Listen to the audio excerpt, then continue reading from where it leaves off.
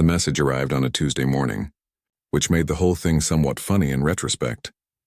Commander Sarah Mitchell was drinking her third cup of coffee at the Kepler 442 research outpost when the communications array lit up like a Christmas tree. Every screen in the control room flashed red. Every alarm that could possibly sound started blaring at once. Sarah nearly dropped her mug. "What the hell is going on?" she shouted over the noise. Lieutenant Park was already at his station, fingers flying across the holographic interface. His face had gone pale. "Ma'am, we're receiving a transmission on every possible frequency. It's overriding everything. Even our secure military channels." Sarah rushed to his side. "Who has that kind of broadcasting power?" Park looked up at her and she could see genuine fear in his eyes. According to the signal origin, the Valdrath Imperium. The name sent a chill through everyone in the room. The Valdrath Imperium was old. Not just old like a few centuries. Old like 10,000 years old. They controlled nearly 1,000 star systems. Their empire stretched across a quarter of the known galaxy, and they had a reputation for being absolutely ruthless with anyone who got in their way. "Put it on screen," Sarah ordered. The main display flickered, and suddenly they were looking at something that resembled a cross between a lizard and a tiger. The creature stood nearly 8 feet tall, covered in midnight blue scales that seemed to absorb light. Golden eyes stared out from the screen with an intensity that made Sarah want to step backward.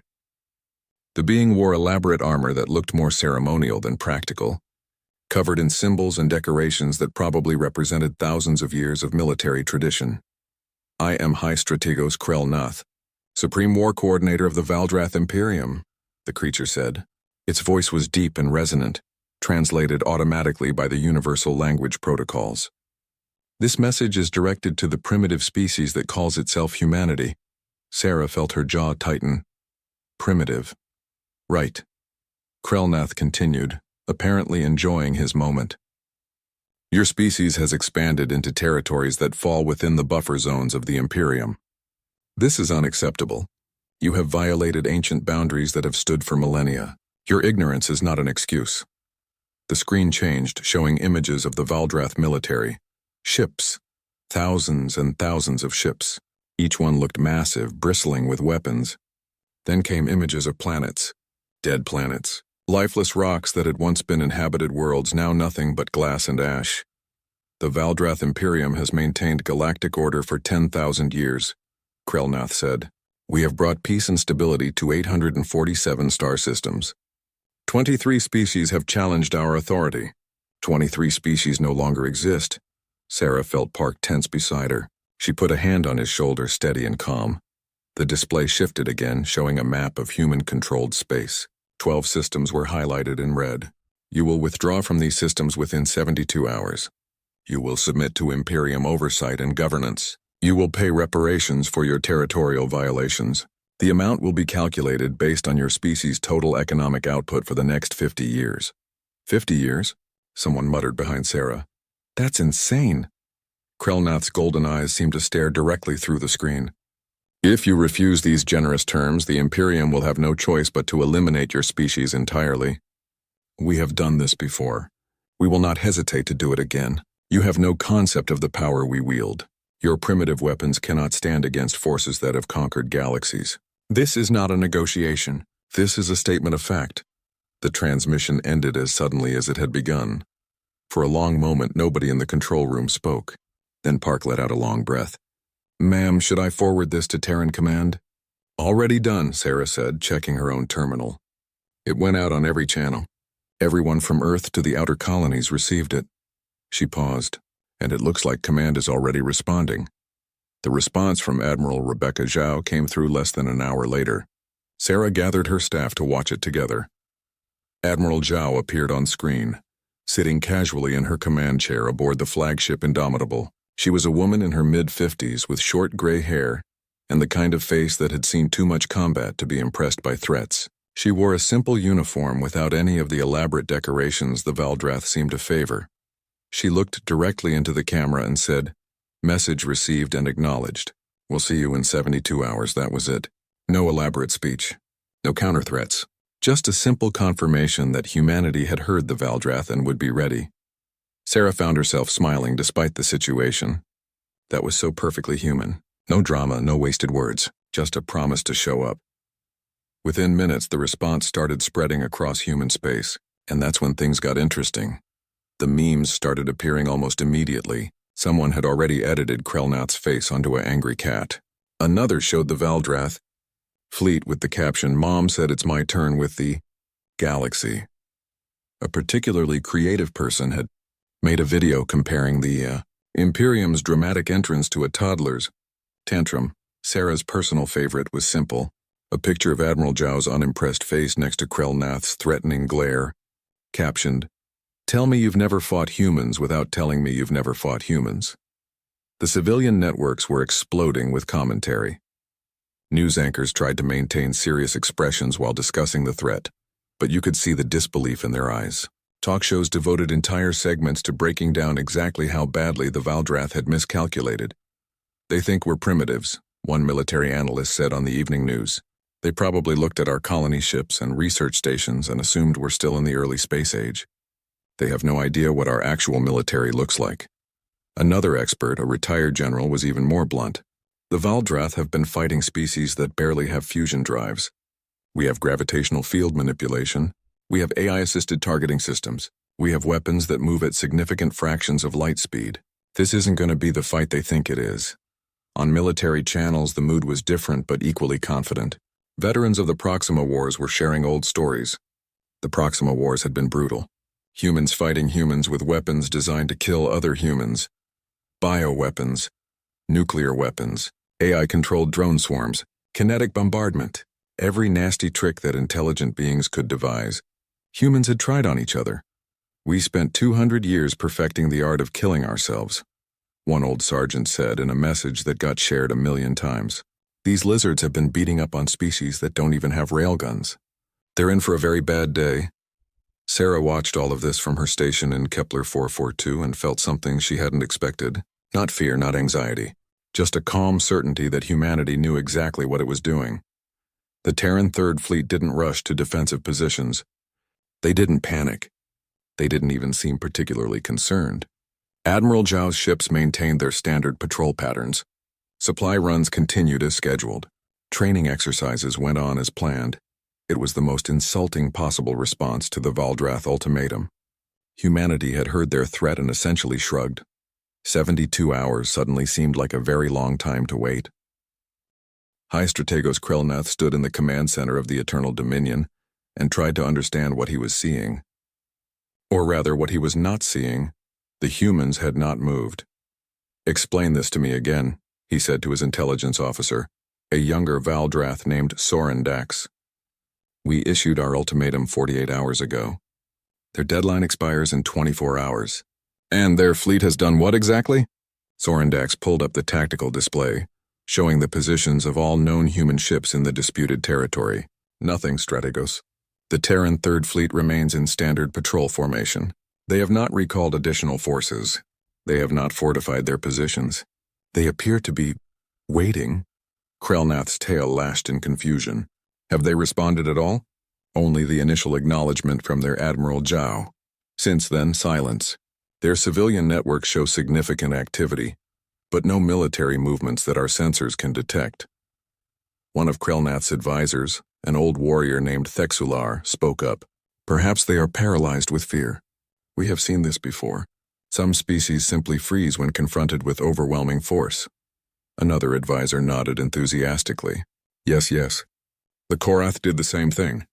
They received our ultimatum and simply stopped functioning as a military force. It made the conquest almost too easy."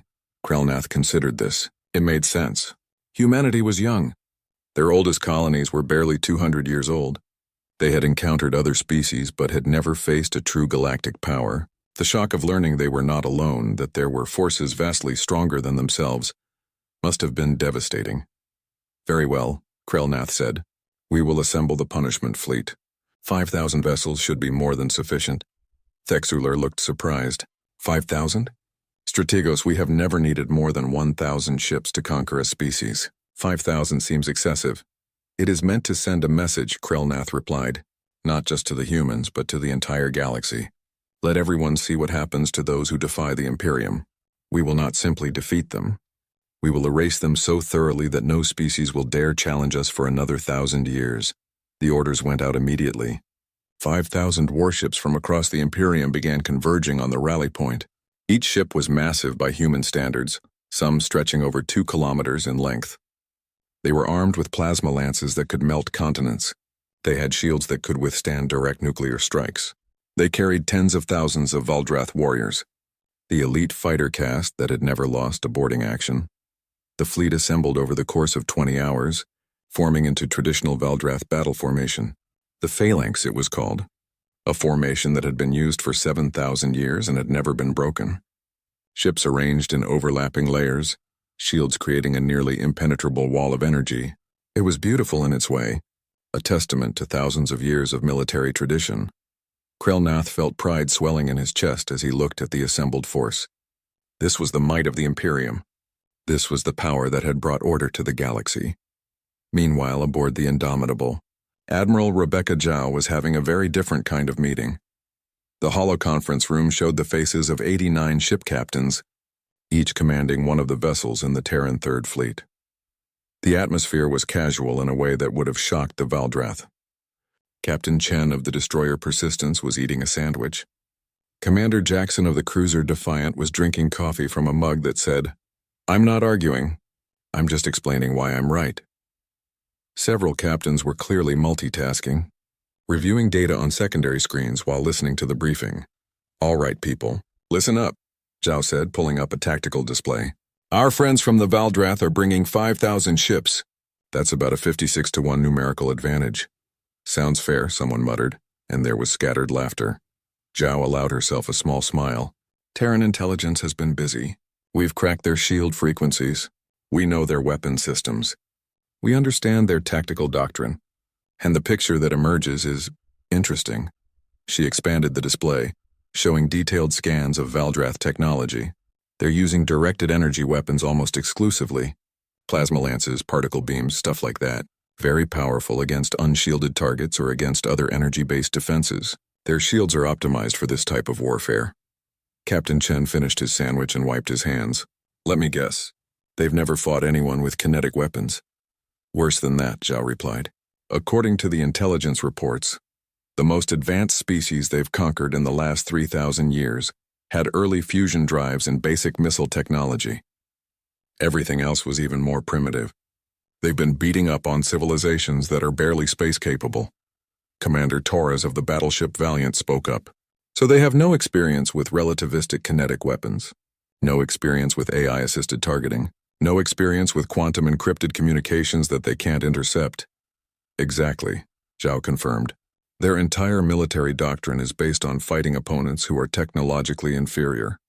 They rely on overwhelming firepower and traditional tactics that haven't changed in millennia." The captains were all paying full attention now.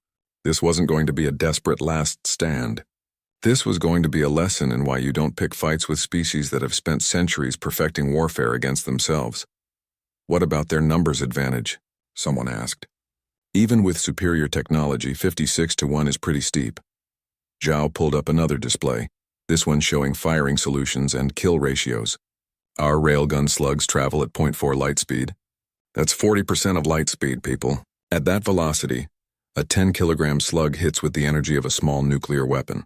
Their shields literally cannot stop it. The physics don't work in their favor." She continued. "Our missiles can pull 800 gravities and use quantum-entangled targeting. Their point defense is designed for much slower projectiles. Our simulations show we can achieve a 94% hit rate." Captain Chen was nodding slowly. "So we don't need to get close. We can engage from long range where their energy weapons are less effective and our kinetics have maximum impact." "Correct. We engage at 500,000 kilometers. We fire until they break or retreat. We do not chase. We do not waste ammunition. We treat this like the target practice it is." There was a moment of silence as the captains absorbed this. Then Commander Jackson raised his coffee mug. "To the Valdrath Imperium. They're about to learn a very expensive lesson." The other captains joined the toast and Zhao allowed the moment of levity. These were good people. Experienced officers who had trained for decades. Many of them were veterans of the Proxima Wars, that brutal period when humanity had fought itself with everything from bioweapons to AI-controlled kill swarms. The Proxima Wars had nearly destroyed humanity. Entire colonies had been wiped out. Earth itself had come close to being rendered uninhabitable. But humanity had survived, learned, and emerged with a military doctrine that was utterly ruthless in its efficiency. "One more thing," Zhao said, bringing the meeting back to focus. "After we engage, the Valdrath are going to retreat. They're going to go back to their empire and tell everyone that humanity has powerful weapons. They're going to prepare a counterattack with even more ships." "Let them," Captain Chen said. "We've got plans for that too." Zhao nodded. "Yes, we do, but that's Phase 2. For now, we focus on Phase 1. Show them that their numbers don't matter. Show them that their ancient tactics don't work. Show them that humanity is not some primitive species they can push around."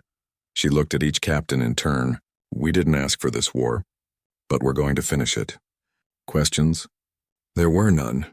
Everyone knew what needed to be done. As the holoconference ended and the captains returned to their ships, Zhao sat alone in her ready room. She pulled up the intelligence reports one more time, reading through the details of Valdrath military history. 10,000 years of conquering weaker species. 10,000 years of never facing a real challenge. It made them confident. Arrogant, even. They truly believed they were invincible. That arrogance was going to cost them everything. The Valdrath fleet arrived in the Kepler 442 system with all the ceremony and spectacle that 10,000 years of military tradition could provide. 5,000 warships dropped out of faster-than-light travel in perfect formation, the phalanx. Each ship took its designated position with practiced precision. Their shields activated simultaneously, creating a wall of shimmering energy that stretched for thousands of kilometers. The effect was designed to be overwhelming, to make any enemy lose hope before the first shot was fired. From the bridge of the Eternal Dominion, High Strategos Krell-Nath watched his fleet deploy and felt satisfaction.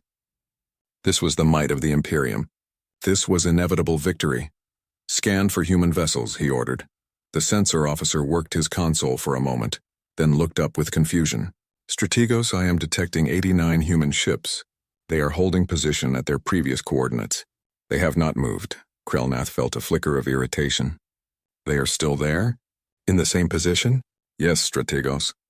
They appear to be waiting for us." One of the junior officers let out a hissing laugh. "They have given up. They see our fleet and no resistance is pointless."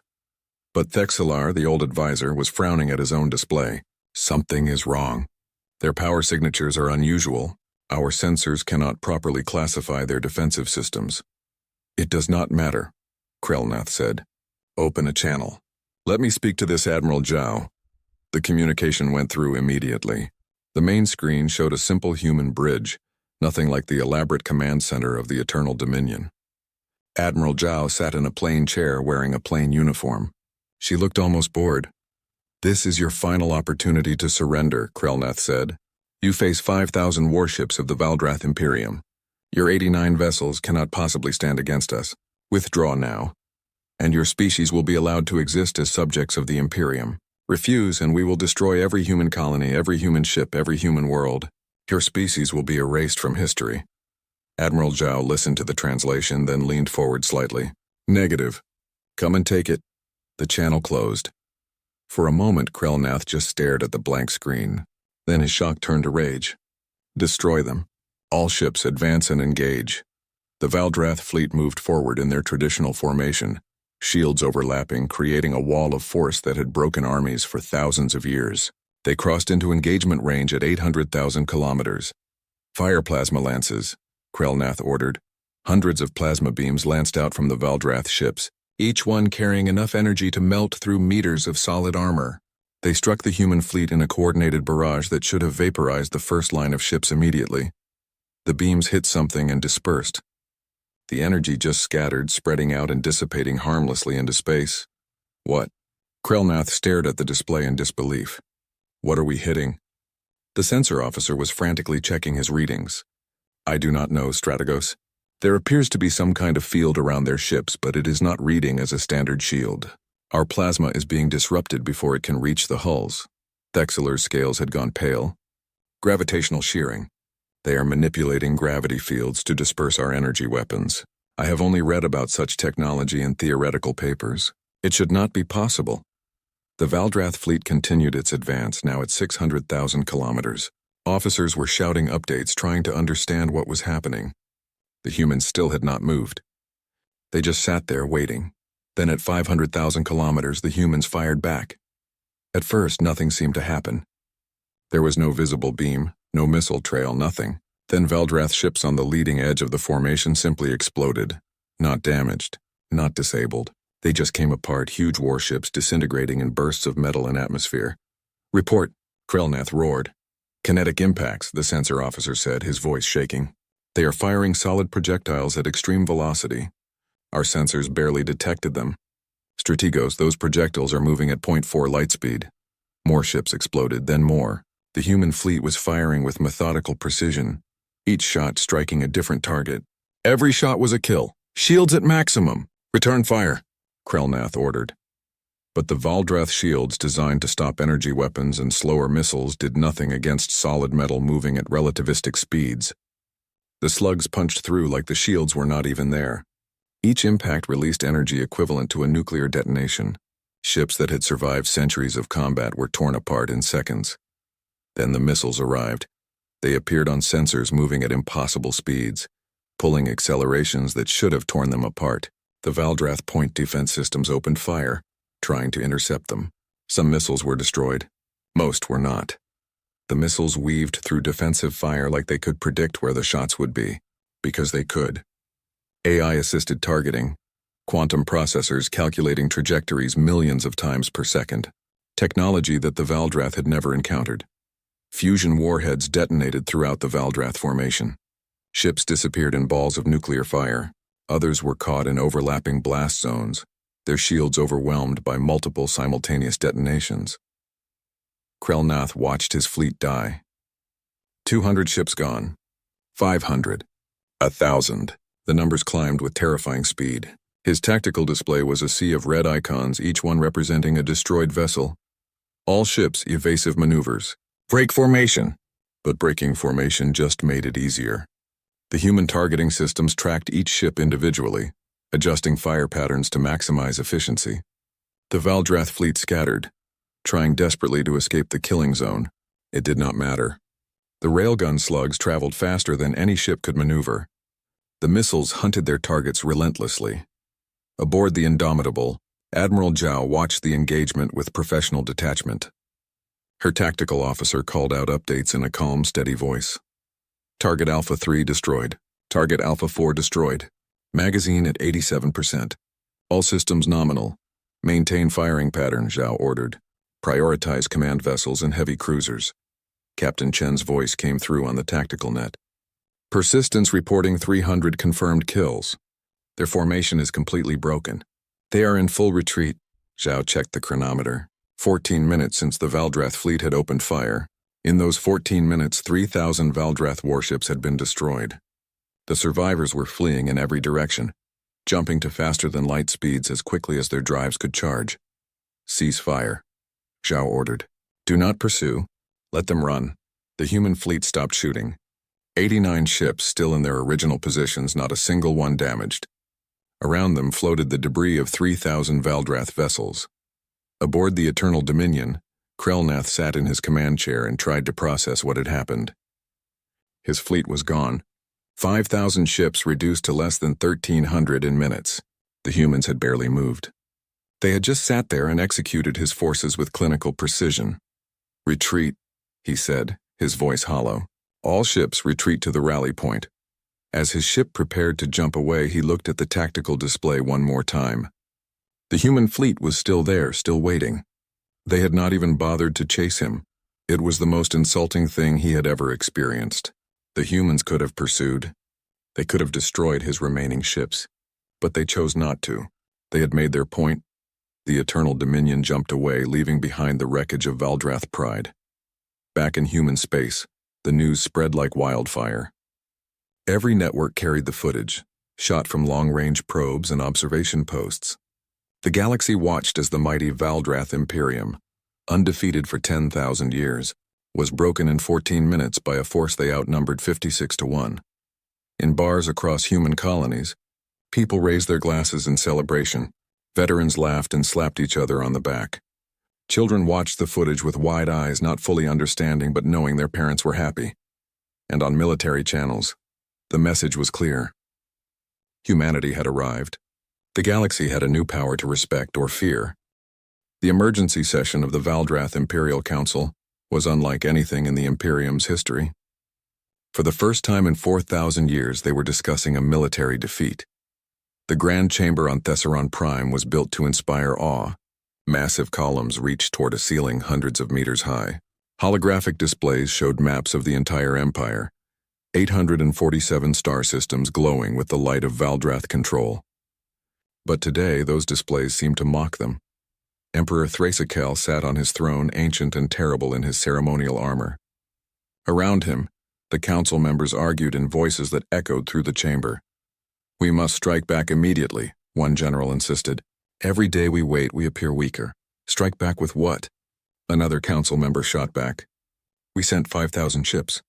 Less than 1,300 returned. In 14 minutes, the humans destroyed 3,000 of our finest vessels." High Strategos Krelnath stood before the council, his scales dull with shame. He had commanded the greatest fleet the Imperium had assembled in centuries. He had returned with barely a quarter of his forces. "Explain it to us again," the Emperor said, his voice cold. "How did this happen?" Krelnath activated the holographic display, showing footage from the battle. The council watched in silence as Valdrath ships exploded one after another, under human fire. "Their weapons are unlike anything in our records," Krelnath said. "They fire solid projectiles at relativistic speeds. Our shields, designed for energy weapons, cannot stop them. Each projectile hits with the force of a nuclear weapon. They fired with perfect accuracy. Every shot destroyed a ship." A science advisor spoke up, a thin Valdrath named Kesseran. "We have analyzed the wreckage. The projectiles are simple metal slugs, accelerated to 40% of light speed using magnetic fields. The technology is not complex. It is simply highly effective." "Why have we never encountered this before?" someone asked. "Because every species we have conquered in the last 3,000 years was technologically primitive," Kesseran replied. "The most advanced had early fusion drives and basic missiles. None had developed gravitational manipulation, AI-assisted targeting, or relativistic kinetic weapons. The humans have all of these." The Emperor's tail lashed in anger. "So we have grown complacent. We have spent millennia beating primitives and forgot what real warfare looks like." Thexler, who had survived the battle, stepped forward. "There is something else, Emperor. The way they fought. There was no passion, no rage, no honor. They simply killed us with perfect efficiency. It was like fighting machines, not living beings." Another council member pulled up additional footage. "We have been monitoring human communications. Their military coordination is extraordinary. Every ship acts as part of a single organism. Their tactical doctrine is based on something they call the Proxima Wars." "What are these Proxima Wars?" the Emperor asked. Kesseran brought up translated human historical records.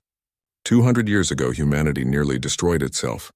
Multiple factions fought with nuclear weapons, biological weapons, and AI-controlled combat systems. Entire colonies were wiped out. Their homeworld came close to being uninhabitable. The weapons they used on us, they originally designed to kill each other. The chamber fell silent. The implications were staggering. Humanity had fought itself with weapons designed to kill beings just as intelligent and resourceful as themselves. Every tactic, every strategy, every weapon system had been refined through wars against opponents who could think and adapt. The Valdrath, by contrast, had spent millennia conquering species that could barely fight back. "We need a new strategy," the Emperor said finally. "Clearly our traditional approach will not work. What are our options?" The military council began discussing possibilities. Develop new shields that could stop kinetic weapons. Design ships specifically to counter human tactics. Perhaps attempt boarding actions, where Valdrath warriors might have an advantage in close combat. Then a junior intelligence officer, barely old enough to have scales, raised his hand. "Your Majesty, there is another problem. The subject species are watching." The Emperor turned his golden eyes on the young officer. "Explain."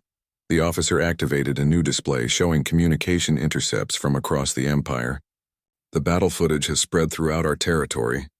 The subject species have seen the Valdrath defeated. There are already reports of unrest, small acts of rebellion, refusals to pay tribute, The humans have shown everyone that the Imperium can be beaten. This was the real danger.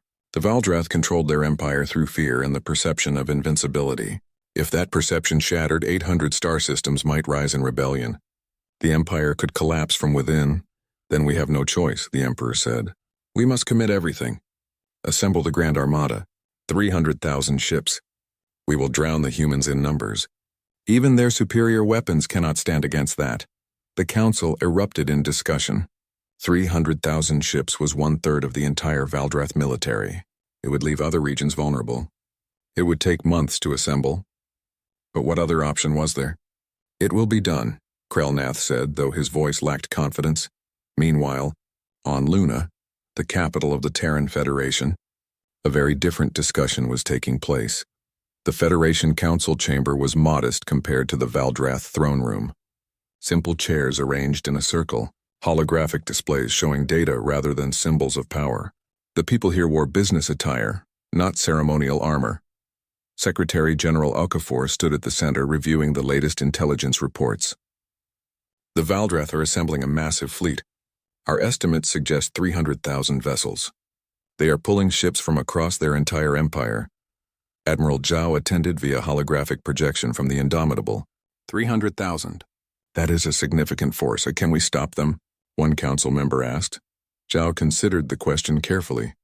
In a direct battle? Possibly. Our weapons are superior, but at some point numbers matter. We would take casualties. Significant casualties, so we negotiate? Another council member suggested. We have proven we can defend ourselves. Perhaps now they will be willing to discuss terms? No. Everyone turned to look at Okafor. The Secretary General had been quiet during most of the meeting, but now he spoke with authority. If we negotiate now, after their first defeat, we look weak. Every species in the galaxy will see that the Valdrath can force us to the negotiating table through sheer numbers. We will face challenges from everyone, constantly testing to see if we will back down. Admiral Zhao nodded slowly. The Secretary General is correct. We need to establish that humanity is not to be challenged, ever, under any circumstances. What do you propose? Okafor asked. Zhao smiled, though there was no warmth in it. We introduce them to Terran strategic doctrine. Phase 2 operations. We do not fight their fleet. We dismantle their empire.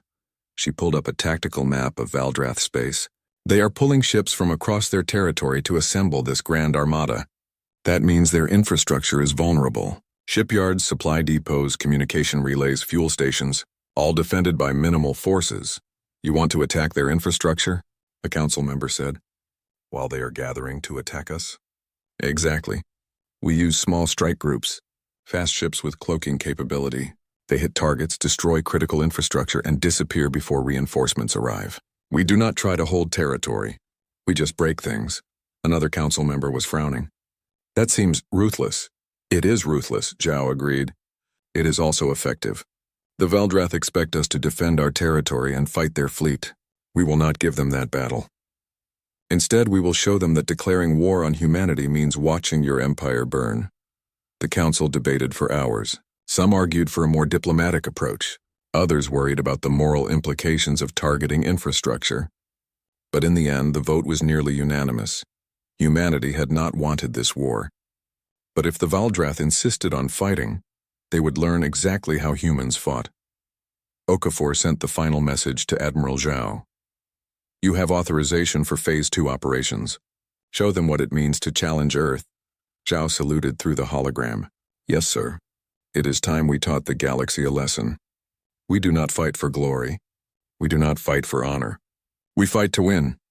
As the council meeting ended, Okafor stood alone in the chamber looking at the map of Valdrath space. 300,000 ships were gathering to invade human territory. They would never get the chance. The Grand Armada arrived in human space 3 months after the first battle, and found nothing. High Strategos Krelnath stood on the bridge of a new flagship, the Unbreakable Will, and stared at empty space. 300,000 ships had jumped into the system, where human colonies had been reported. But the colonies were abandoned. The defensive stations were gone. The human fleet had vanished. Search the entire system, Krelnath ordered. They must be hiding somewhere. But the search revealed nothing. No hidden bases, no cloaked ships. Just empty planets and silent space stations. Then the reports started coming in. Strategos. We are receiving a distress call from the Kolvar shipyards. They report human ships attacking. The yards are on fire. Krelnath pulled up the location. Kolvar was 400 light-years behind the Grand Armada, deep in Valdrath territory. How many human ships? The report says, 12 vessels, sir. 12? Krelnath could not believe it. Send a response fleet immediately. But by the time Valdrath ships arrived at Kolvar, the human strike group was gone. The shipyards, which had been building vessels for the Imperium for 2,000 years, were destroyed. Not damaged, not disabled. Completely destroyed. The facilities were twisted metal and cooling plasma. More reports flooded in over the following days. Supply Depot Delta 7 destroyed. Communication relay stations across 6 systems offline. Fuel refineries at Thexan Prime reduced to slag. Every attack followed the same pattern. A small group of human ships would appear, strike with devastating efficiency, and vanish before reinforcements could arrive. The Grand Armada sat in empty human space, unable to find an enemy to fight, while behind them the Valdrath Empire burned. They are not fighting us, Thexuler said quietly. They are dismantling our infrastructure. Krelnath slammed his fist against the command console. Then we return. We defend our territory! And do what? Thexuler asked. Chase small groups of ships across hundreds of systems? They are hitting targets faster than we can respond. The moment we move to defend one location, they strike 3 others. It was a nightmare scenario.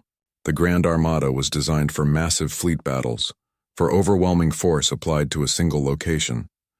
But the humans were not giving them that battle. Instead, they were conducting surgical strikes against targets that could not defend themselves. Admiral Zhao watched the operation unfold from her new command center on the stealth carrier Phantom. The carrier itself was invisible to most sensors, a ship designed during the Proxima Wars when humanity had learned to fight wars where being seen meant being dead. Around her, displays showed the status of 30 different strike groups operating across Valdrath space. Each group consisted of 10 to 15 ships, all equipped with the latest stealth technology and powered by the most advanced reactors humanity could build. Strike Group 7. Report successful destruction of shipyard.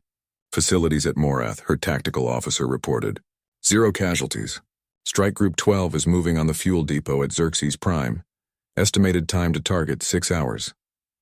Zhao marked the targets on her tactical map. Red dots spread across Valdrath territory like an infection. Every red dot was a critical piece of infrastructure that the Imperium needed to maintain its empire. And humanity was destroying them one by one. What is the status of the Grand Armada? She asked. Still holding position in the Kepler system. They seem paralyzed. Our intelligence suggests they are receiving dozens of distress calls and cannot decide which to respond to. Zhao allowed herself a small smile. This was classic strategic warfare. You did not fight the enemy's strength. You avoided the Grand Armada entirely and attacked everything that supported it. Supply chains, communication networks, industrial capacity, the things that a massive fleet needed to function. The Valdrath had spent 10,000 years conquering species that could not strike back effectively. They had never faced an opponent that could attack deep in their territory, that could appear anywhere and vanish like ghosts. On Thesseron Prime, the Emperor called another emergency council session. But this time the mood was not angry. It was desperate. We have lost 47 shipyards, the industrial minister reported. Fuel production is down 60%. Our communication network is in shambles. Systems are losing contact with the capital daily. And the subject species? The Emperor asked, though he already knew the answer. The intelligence officer looked grim. Open rebellion in 32 systems. The Korath have declared independence. The Vexal have seized control of their sector. Without our ships to enforce order, we are losing control. Kesaran, the science advisor, brought up projections. At the current rate of infrastructure loss, we will be unable to maintain the Grand Armada in the field for more than 3 months. After that, ships will begin running out of fuel and ammunition. They will be forced to return to bases that may no longer exist. The Emperor stood from his throne and walked to the massive windows overlooking the capital city. For 10,000 years, Valdrath had ruled this empire. They had brought order to chaos. They had built something that was supposed to last forever, and humanity was taking it apart in months. What are our casualties? He asked quietly. Minimal, Emperor. The humans are not targeting civilian populations. They are only destroying military and industrial targets. But the economic damage is catastrophic. The Emperor understood. The humans were showing restraint. They could have attacked cities. They could have killed billions of Valdrath civilians. But they chose not to. This was a deliberate message. We can destroy everything you have built, but we are not monsters. It made the defeat even more bitter. Then came the incident that ended the war.